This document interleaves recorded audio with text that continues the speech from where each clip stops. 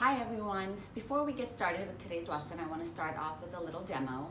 What I have here is a red checkered tablecloth on top of my table with a plate, a bowl, saucer, and a cup. Let's fill that cup with some water, make it even a little bit heavier. And all of my plates are made out of glass and we are outside. What I'm going to do is I'm going to attempt to remove this tablecloth but not touch the plates or the cups and keep them in the same place. Now it's a good thing we're outside. If anything breaks, we're safe. I don't have much of a cleanup. And let's see if I can do this. 1, 2, and 3. Now, I don't recommend that you do that at home, but let's talk about what happened and why the tablecloth moved, but the rest of these dishes did not. This is something that we call inertia. Inertia is the tendency of objects at rest to stay at rest and objects in motion to stay in motion unless they're acted upon a different force. Now this tablecloth was the only thing that I was touching. I wasn't touching these other dishes. Now what inertia means in Latin is actually the word for lazy. It's that objects don't want to move unless they are forced to move. Now, let's do another demonstration that makes it even more difficult. What I have here is a plastic water bottle, an O-ring. I'm gonna place this O-ring on top of my bottle. Then I have a hex nut. I think you guys all know what a hex nut is. I'm gonna put this hex nut right on top of my O-ring. And now what I'm going to do is I'm going to attempt to pull this O-ring out really, really quickly. And where should this hex nut land? Inside the water bottle, right? Because there is a force that pulls all objects down, and that force we know is called gravity.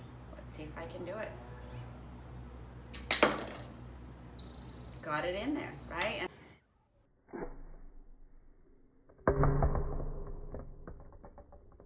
Let's see if we can see that one more time. I'm going to put my O-ring on top of my bottle,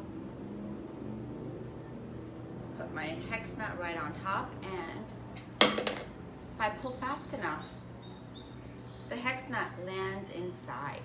Now the trick is doing this really, really fast. I'm exerting a force onto my O-ring. Am I exerting any force on the hex nut? I'm not. What if I do this slow? If I put my hex nut on top, if I pull slow, or if I'm kind of clumsy with it, then this hex nut is going to want to move in the same direction as my O-ring, and I'm going to get it to move in all sorts of directions. Now you guys might not have these things at home. You may have something similar, but to try this at home, you can find a jar, any type of jar. What I have right now is a jar with a big opening. Start with that, it's a little bit easier. Take a note card, place the note card right on top, and then take a penny or another small object. You want it to be on the lighter side, a little bit heavier, a dime, a nickel, any of those things would work. Then what you want to do is get this penny to land inside of the jar by only moving the note card. Let's see if I can do it. So if I do this slow, the penny moves in the same direction as the hex nut. Or if I do that, I get the penny to fall. The trick is to get this note card to move as fast as possible. So what I'm going to do is I'm actually going to, too slow, didn't work, let's try it one more time. Still too slow.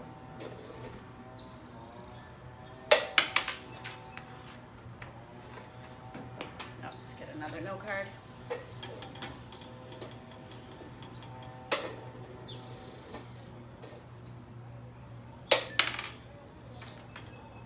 Keep trying.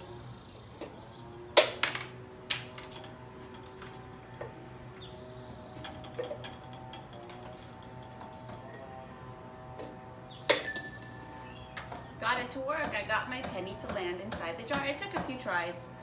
And you can make it even more difficult. The way you can make it more difficult is by putting 2, 3 pennies and see if you can make this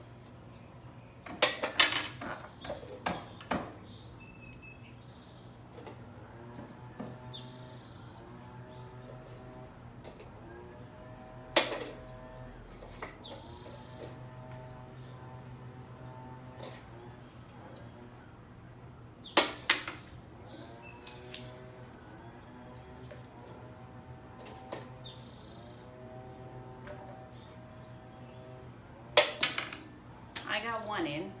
You guys can keep practicing. Another way you can even make this more difficult is by finding a jar that has a smaller opening, right? The smaller the opening, the harder it's going to be. These different experiments that we're doing all demonstrate the concept of inertia, right? The penny doesn't want to move. It wants to stay where it is unless an object acts on it. Unless a force, acts on it. And that force that acts on it is the force of gravity pulling it down. The only thing that I'm exerting a force on is my note card or my O-ring, right?